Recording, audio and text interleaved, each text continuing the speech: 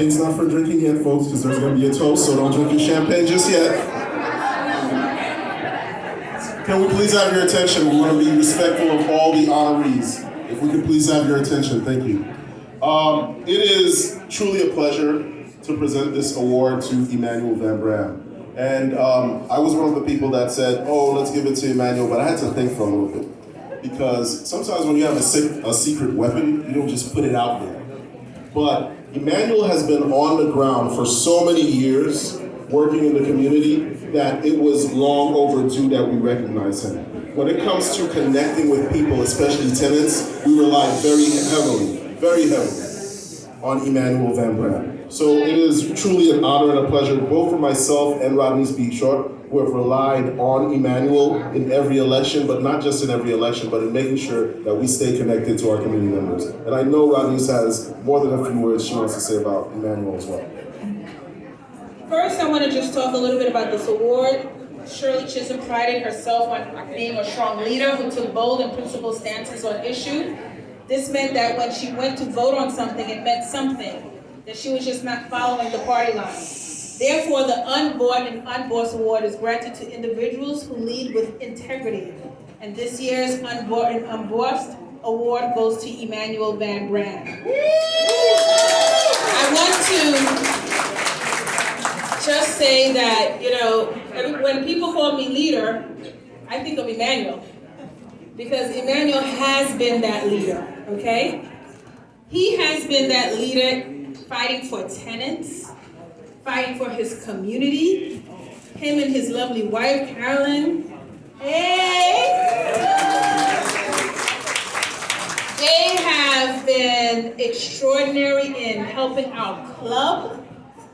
They do churches with me on Sundays. They take me around to different churches and so forth.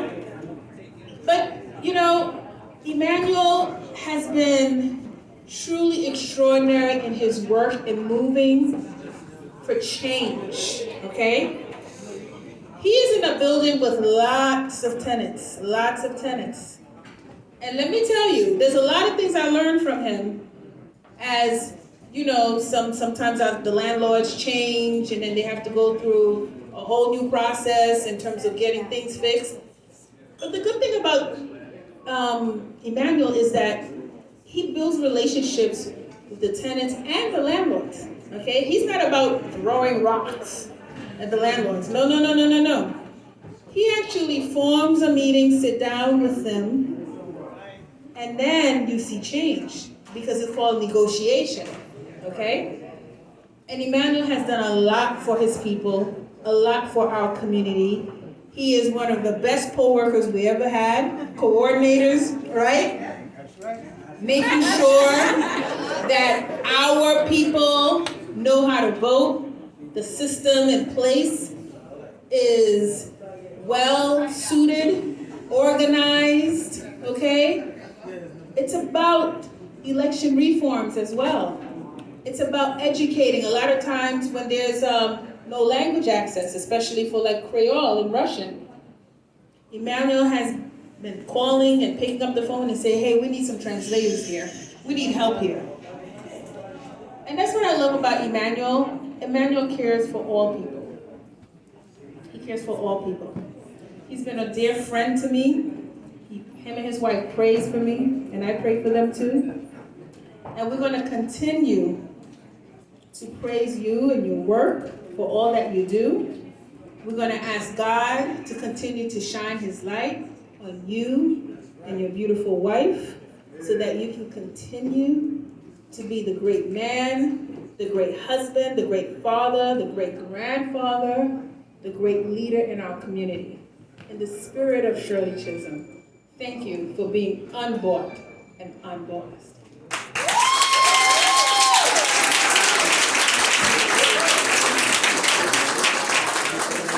Good evening. To the proud and eminent chair, respectively, as chair of the Democratic Club, and also the chair of the Shirley Chisholm Club. Thank you. I will cherish this honor as long as I live, And in the cheerfulness in accepting this award, I think I will etch it in the eons of time.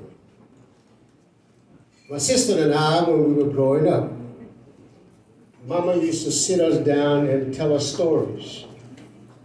One of the stories that she told us, I still remember, is about an old man in a village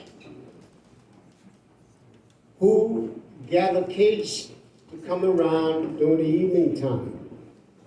So one day he went into the forest and caught a little bird. He took this bird and put it in his hand and he folded it. And he told the kids, "What is in my hand? Is it dead or alive?"